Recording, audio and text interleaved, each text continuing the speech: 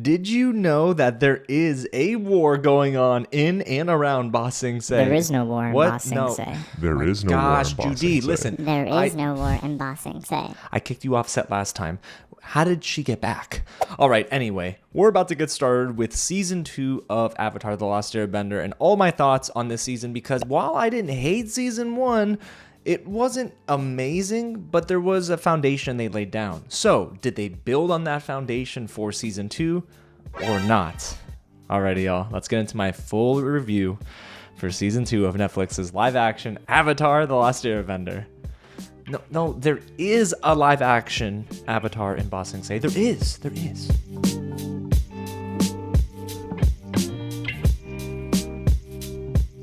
What's going on, you guys? James here with another real review, and yes, today we're talking all about Season 2 of Netflix's Avatar The Last Airbender. Thank you, Netflix, for giving me the chance to watch these episodes early for review. There's 7 one-hour-ish episodes this season, and it is now streaming on Netflix. Listen, like I mentioned, Season 1 I wasn't mad about. My review, of course, can be found here on the channel, but there wasn't anything like miraculous or like amazing, right? There were some instances where scenes were cool, but I'm like, all right, we're building there, right? So does Season 2 really hit the mark? Well, I'm going to answer that question and let you know whether or not it is great or not by the end of this review. So stick around, and hey, if this is your first time here at the channel, welcome to Real James, where I love talking about movies, TV, and all the news in between, and of course, Avatar The Last Airbender. So get subscribed down below. And listen, you're going to want to tap on that bell, because starting this week, I'm going to be dropping my reactions to Season 2. I know you're thinking, what the heck, 7 episodes? How'd you... I got you. Don't worry. We're going to be watching them together, okay? And you'll see my reactions as they drop on the channel. So it's 7 episodes, 7 reactions. I'm going to try for like 1 a day, but I can't wait to see each of you in the comments, because I want to know your thoughts from episode to episode. And let me know in the comments below exactly what you think of Season 2. When you watch it, do you love it? Do you hate it? Are you in the middle? Okay, guys, so let's get into what Season 2's all about. There are a couple of changes here with Season 2 already. We have 7 episodes, which is 1 less than the first season, which had 8 episodes, and we have some new showrunners, Christine Boylan and Jabbar Raisani. Sorry, I hope I pronounced that correctly. The cast itself hasn't changed much, of course. There's some new additions, but we've got Aang and the gang. Gordon Cormier plays Aang, Kiawentiio plays Katara, Ian Ousley playing Sokka, Dallas Liu plays Zuko, Elizabeth Yu plays Azula, and of course, the newcomer everyone wants my thoughts on, I'm sure, is Miyako as Toph. And trust me, they're good thoughts. Now, Season 2's premise largely follows the original series, outside of some creative differences, but after a bittersweet victory saving the Northern Water Tribe from the invading Fire Nation, Avatar Aang, Sokka, and Katara, they have to regroup and set off on another mission to convince Earth King Kui in their battle against the Fire Nation and let them know, bruh, hey, this comet is coming. Day of Black Sun is a thing. So now they're heading to Ba Sing Se, and when we get to Ba Sing Se, politics are amok. So, Season 2, y'all. Let's talk all about it. And I want to be positive, right? I want to start off on a good note, because as you know, I'm a huge Avatar fan. I love it. I watched it for the first time during the pandemic. I even got Appa chilling behind me. All right, maybe like a baby Appa. But still, I love this IP so much. Can't wait for the movie later this year, but we're talking about the live action today, and there are some positives to take away. I want to start on a technical note, so let's begin with how the bending looks, the visual effects, sound design, score, and even the cinematography in some respects. There are some beautiful establishing shots to begin each episode when the title card drops for the title of the episode and the logo. It looks really nice, but I will say them filming on location makes a big difference. In Season 1, they largely filmed on the Volume, which is this big sound stage that the Mandalorian filmed on and whatnot, but it looked really bad. Now, there aren't many instances I would say that are terrible in this season. The worst instance of green screen is in the finale, but other than that, them shooting on location really helps add some sort of authenticity, and building sets out really helps it feel more immersive this season compared to last. The sound design is also really good. I love what they do with the bending in this season. It looks unreal. I mean, the earth bending, the fire bending, the water bending, the lightning bending, and maybe some of the tear bending. Looks really nice in live action. And the crew behind the scenes does a very good job at being intentional with how things sound. There's even this moment between Zuko and Azula where you guys probably know what happens by the end of this season. For those who don't, I won't say much, but when they are bending, it sounds like dragons. That's pretty much a nod to the parable of two dragons, things you'll probably hear about, I'm sure, and remember from the OG series that blend and make their way into this season. Now, I do think that visually, things look better as well. Appa looks amazing, of course. Momo looks good. A lot of the CG is pretty crisp. I will say there are some instances, again, where I'm like, maybe that it doesn't look the best, but that's few and far between. For the most part, this season does look even better than season 1. And I was really shocked myself when I started seeing the lightning bending when Azula was doing her thing, because they very early on established this, that she is incredibly powerful, and it is more brutal this season than anything in the original series. Like, there are some very brutal moments here, and when people are fire bended against, and you see it in their chest or their back, it looks like it hurts. And the fight choreography really impressed me as well. Each of the fight scenes here seemed like they did a good job at making it feel very excitable, right? I was definitely in it. I thought that Zuko looked amazing doing his little flippy flips, and Azula is definitely not unathletic. She can get down with him, all right? Even Toph, Aang, like there are so many instances. Heck, Sokka gets hand-to-hand combat scenes. Like, it's really cool to see how well choreographed these action sequences are, and props and kudos to the directors and the cast and crew for really buying into what seems like a very well-rounded season of action when it's present on screen. And speaking of the cast, you guys, I do want to talk about some acting standouts now, because there were some very clear winners from this season. And my favorite moments this season always included these two actors, Dallas Liu as Prince Zuko and Paul Sun-hyung Lee, who plays Uncle Iroh. Both of them carry a lot of emotional weight, and their characters are burdened by grief, past trauma, and a lot of that is bled onto the screen. I do love what they did in episode 6, I believe. It was when they dealt with Zuko's past and his trauma, his childhood issues with his mother, who's a focal point here at in some instances this season. And when Zuko is dealing with his past trauma, he's undergoing a fever dream, and it feels inventive. It feels very fresh for this show. And I like that. I do think that this season needed a lot more of that. But when it does happen, Zuko and Uncle Iroh produce some of the more emotional beats for this season. And it does land for me. Now, I do wish Paul Sun-hyung Lee got more solo Iroh moments. When he does, they're really good, but it doesn't happen often. Now let's talk about the next newcomer here, who is Miyako. She plays Toph Beifong, the greatest earthbending teacher in the world.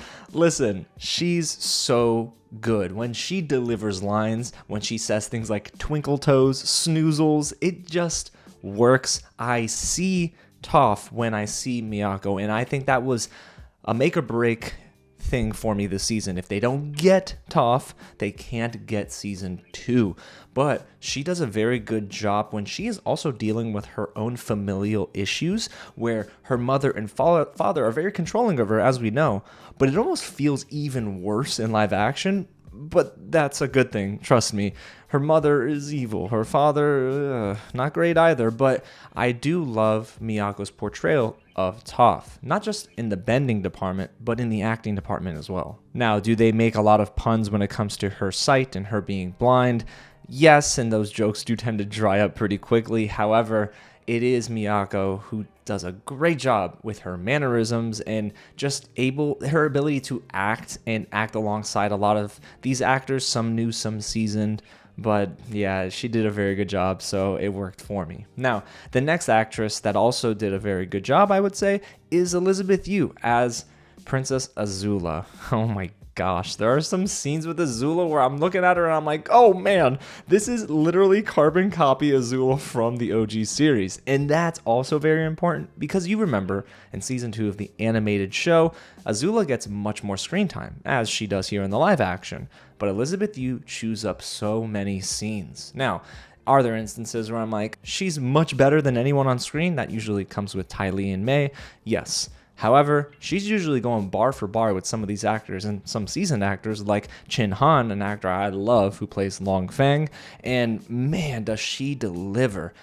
There are so many moments where I thought, ay, this is like painful to witness. I mean, in a good way, of course, and it is because Elizabeth Yu brings a lot of acting prowess, and she's able to sort of navigate around this character well, because Azula is not a nice person, and she does a nice job at being mischievous, sinister, brutal. I mean, even the way she bends in this season alone is just like, dang, you really did homeboy like that?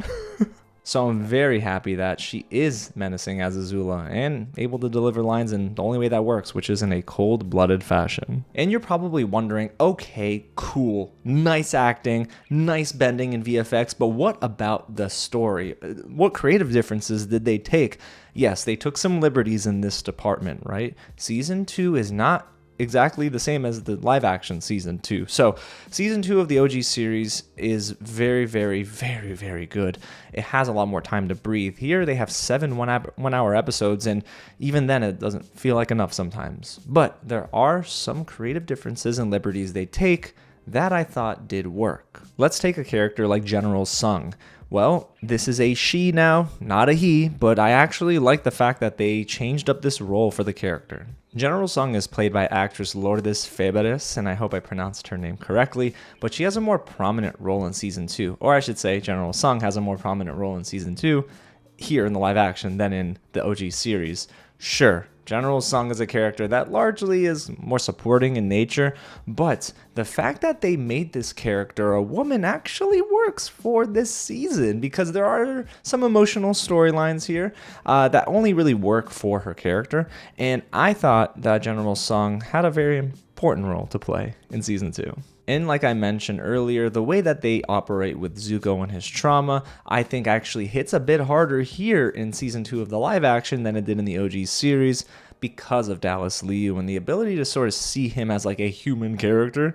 So that worked for me as well. Now, outside of like just those creative differences, there are not shot for shot adaptations here, but there are scenes that you know are just like the original, just in live action. One of them in particular is Aang as a kid choosing his air bison, which of course ended up being Appa.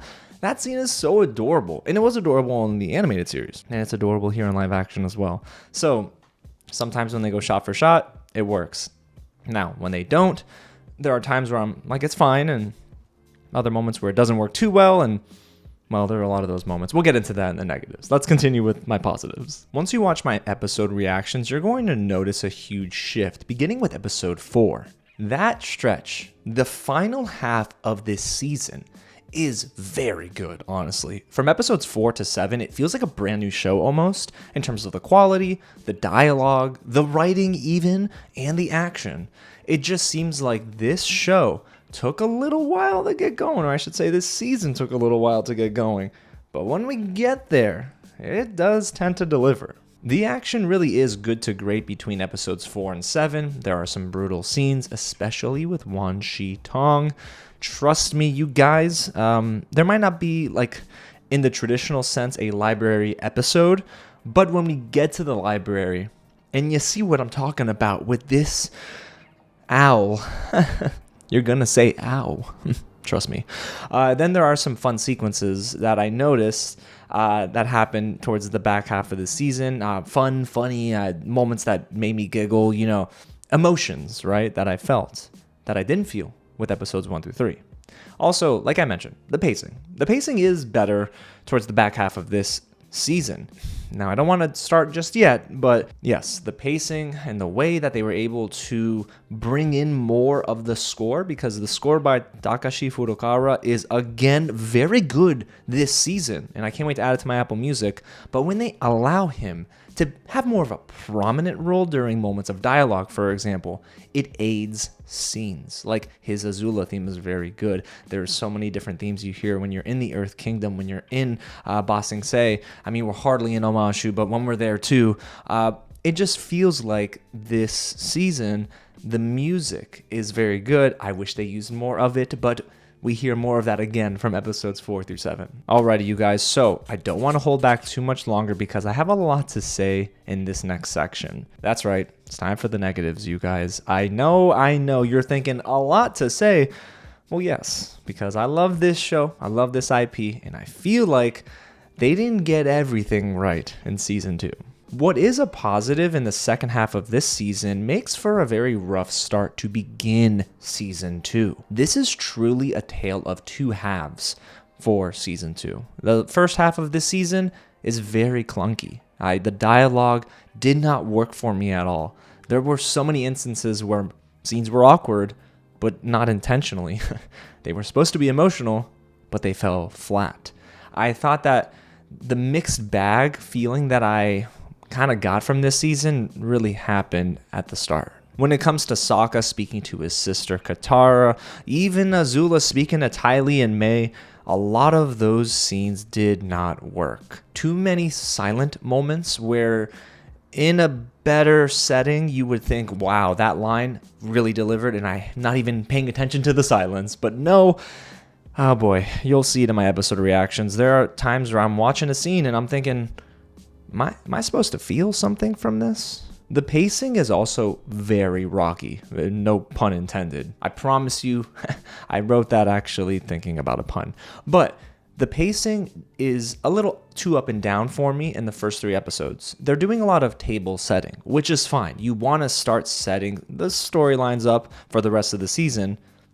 But the thing is this, they are tying in almost too much into episodes, and it feels a tad bit directionless. These episodes simply do not have the chance to breathe, and I believe them even taking off one episode here hurts season 2. We need moments to marinate, and that's bringing me, I should say, to my next point, which is the moments that are supposed to feel very emotional. For example, when Appa gets kidnapped, that should make you want to cry, but it doesn't. And it's simply because I believe the creative differences and liberties they take sometimes don't hit the mark. Keeping with that same example, when Appa's kidnapping happens, well, it falls flat because it doesn't necessarily happen in the desert where you just don't know where the heck he is. Even Zuko alone, they tease that very early on, I think by like episode 2 almost.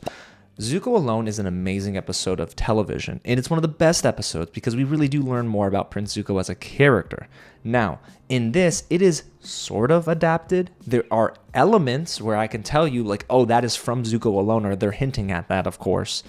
But I believe that in this regard, in these moments where the storylines are very important, you should go shot for shot here. And it really leaves storylines like Zuko alone to feel ultimately brushed over, and I was upset at that. Even episodes like The Chase from season 2, a great episode, just doesn't resonate here in season 2. Like, we get hints to it, like, oh, if you're an OG fan, like, you'll know that's from that episode, but the choices they made to sort of get to Ba Sing Se, and then when we're in there, what they do there too, just feels like it's too rushed and weightless. And that was a big issue for me this season. They tend to intermix elements of great storylines from season 2 and try to give us snippets of those storylines. So on one hand, okay, creative liberties are going to happen, and I'm fine with it, like General Sung's character, like we talked about. But on the other hand, it really does hurt the emotional buildup to storylines by not allowing us to sort of sit in those moments or even properly build up to those scenes. So yeah, it was just an issue that I could not overlook in season 2. Now let's talk about Team Avatar's acting, because I do feel like it was much better in episodes 6 and 7, but for the rest of the season, to me it feels like they also missed the mark. Gordon Cormier delivers some good acting as Aang in the finale, to be honest. When Appa does what Appa does, you know what I mean, and things happen to Appa, well, Gordon Cormier's acting sort of just comes out to play when he's more challenged with certain obstacles, and when he's feeling frustrated, it just feels like Gordon Cormier is able to deliver in those moments. But otherwise, it does tend to feel a little forced. And that's not to say he's a bad actor, because I feel like his acting in season 1 as Aang was pretty good. But here, yes, he's grown a lot, of course. He definitely sounds a lot different, but the mannerisms don't always line up with how I feel he should be acting based on what his lines are. Like, if he says, I'm like so happy, I'm having such a great time, and I don't necessarily see that, for example, that's where the disconnect comes from me. It just seems like what he's saying doesn't always match his acting, his mannerisms, like what he's putting on. So I thought that it could have been stronger from him this season, and it wasn't necessarily much of a standout, which is a bummer because, of course, he's the main character. And then when you have Kiawentiio as Katara and, well, Ian Ousley as Sokka, both of them also just don't largely work this season for me. Let's start with Kiawentiio as Katara. I like her acting because in season 1, it worked, and I thought, wow, she's a good Katara. But in season 2, there's maybe one instance, just one, where I thought, yes, she's the glue for this team. Like, she's really keeping everyone together. But outside of that, I don't know, the emotional elements to her character did not come through the screen for me. And at the end of the season, she does have some moments to shine, but unfortunately just couldn't deliver that emotional punch. Ultimately, she was just much better in season 1 than she was in season 2.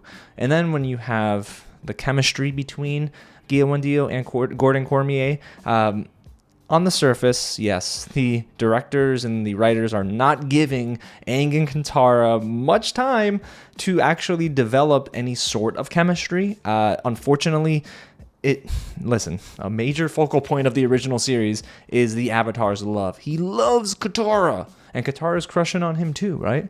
Not the case here.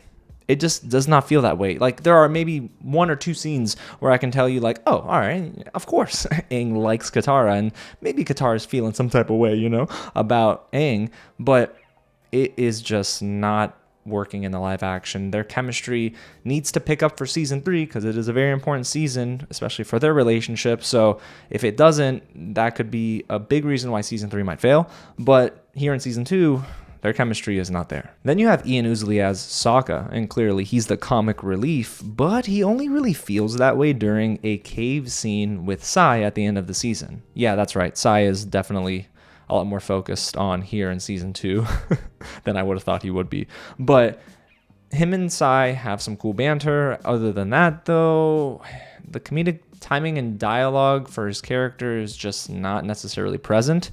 I do wish that maybe we had more moments where Sokka is dealing with the fact that he doesn't have a father figure in his life yet, and that hurts the character and the development of the character. I also think that his relationship with Suki is a little too forced at the beginning of this season, where, yes, Maria Zhang, I believe is her name, the actress for Suki, does a good job, but I also don't buy their relationship, and that's not to say I don't like them together, because of course I love them together in the OG series, but here, less so. And also, on a side note, while I know these next 2 characters are more supporting in season 2 than anything, Ty Lee and May, I do wish that we actually maybe had some better moments with them. I don't know, it just feels like, even though I know they're not main characters in the OG series, it just tends to be that they're too pedestrian here. It just feels like they're not sideline, but they're just, when they show up, you're like, okay. I don't know. Their moments just don't work, especially one moment in particular that should have worked because it is really tense on paper, but the execution wasn't so great. So I do feel like MOANA Tamada and Talia Tran, I hope I pronounced both their names right, of course. I hope that they both know that it's really maybe not more them, it's more the writing for those characters, but I do think that their acting could have been a bit more dynamic here. I mean, they just feel a little too muted for the scenes in which they are present in for season 2. So overall, you guys, what are my final thoughts on season 2 of Avatar: The Last Airbender? It is not a terrible season of television. Now, is it great? No, it's still a mixed bag for the most part, but episodes 4 through 7 are better than anything in season 1. So I would give the edge to season 2, but just marginally, to be honest with you. Season 2 has moments where you are thinking, I am locked in and I was ready for what's next. But again, that happens in the second half of the season. So you do have to stick with this.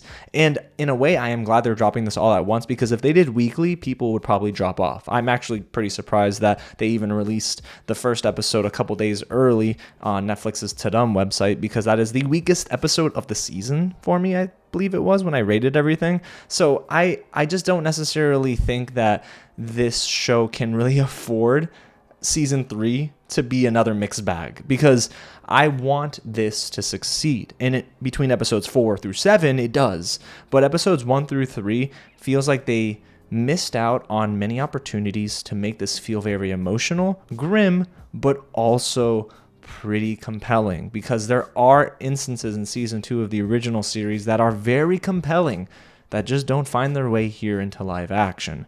Now, do I like some of the acting? Absolutely. Do I think Team Avatar's acting could be better altogether? Yes. We get there, by episode 6, I believe it was. Team Avatar's chemistry comes together. But again, it just takes a little long sometimes to get there. And I understand that live action is a little different, of course, or a lot different, and you have to take creative liberties. It's an adaptation after all, so I'm not expecting it to be a shot-for-shot adaptation. But in some instances with certain storylines, you just don't see them breathe. You're not letting the viewer sit in those moments. Like when Zuko is dealing with his trauma, having his fever dream, awesome sequence, immediately rush to the next storyline, forget it even happened to a degree.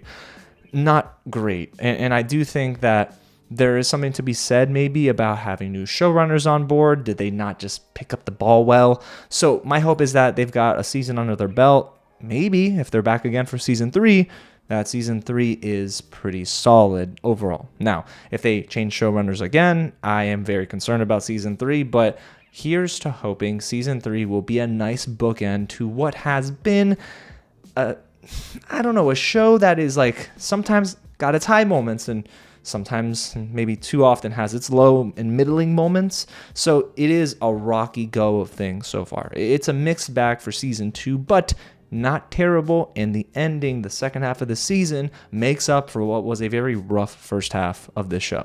So if I had to rate this season, I would probably give it like a 75% out of 100 or 3.7-ish, It's there. It's just not all the way there just yet. You know what I mean? Like I'm saying we're getting there, but listen, bro, we're in the middle of this show. Like next season is like the season. Like you got to nail it, right? So season 3 has to be good from episodes 1 all the way to the end of the season. I don't think they can afford to chop off another episode of season 3. You got to stick with 8 to 10 episodes here. It needs to have time to breathe. So hopefully season 3 will be great. But again, season 2, it is marginally better than season 1. I just wish it wasn't as much of a mixed bag as it was for me by the end. So there you have it, you guys. That's my full review of season 2 for Netflix's Avatar: The Last Airbender. Let me know down below what you think of my review, my thoughts, and when you watch this season, do you agree with me? Or what are your thoughts? Do you somehow love it more than me? And if not, it's okay. You just sound off in the comments, y'all. And don't forget to hit that big red button below and subscribe to the channel, because we've got my episode reactions dropping, of course. And I can't wait for more on this. I'm sure there's going to be a lot to talk about, and summer movie season's in full swing. So you got my coverage happening for all the big blockbuster releases. Alrighty, y'all. Well, again, thanks so much for watching. God bless y'all, and I'll catch you at the next screening. And yeah, I know. Appa's behind me very upset that I gave this like a 3.7, right? He's mad.